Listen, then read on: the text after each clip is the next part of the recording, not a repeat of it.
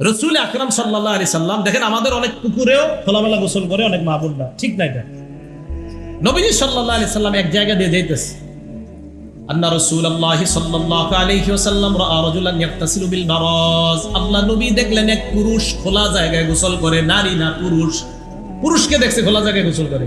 ফাইদা তাসালা আহাদুকুম ফালইয়াস্তাতির, তোমাদের কেউ যখন গোসল করো একটু পর্দা টর্দা দিয়ে গোসল করো। পুরুষরে কইছে, নারীরে না। তাহলে নারীদেরটা কি বলবেন?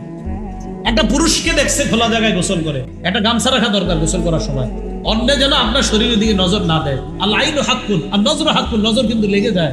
তা আপনার উপরে হিংসুক নজর যদি লেগে যায়, আল্লাহ না করুক আপনার শরীরের উপর লেগে যাইলে দেখবেন এই যে শরীর ভাঙা শুরু হবে। হাদিস দ্বারা প্রমাণিত। হিংসার উপর আমার বয়ান আছে লম্বা, তো এই হাদিসগুলো প্রমাণিত। এই জন্য আমরা যারা গোসল করি পুরুষরা, ছাত্ররা একসাথে করতে হয়, তো আমরা অন্তত গামছা রাখা, আমার শরীর যেন অন্য কেউ না দেখে, এই বিষয়গুলো খুব সতর্ক থাকা। আপনারা যারা বাচ্চাদেরকে গোসল করান, বারান্দায় এদেরকে শীতকালে রোদ্রে দাঁড় করান, খালি গায়ে দাঁড় করায় না আল্লাহর হস্তে, এই বাচ্চার উপর কারো নজর লেগে যেতে পারে। মাঠে খোলা গায়ে বাচ্চাগুলোরে ছেড়ে দিবেন না, অন্য কারো নজর লাগতে পারে। তো রাসূল আকরাম সাল্লাল্লাহু আলাইহি সাল্লাম বললেন, তোমাদের কেউ যখন গোসল করে সেজন্য একটু পর্দা দিয়ে গোসল করে।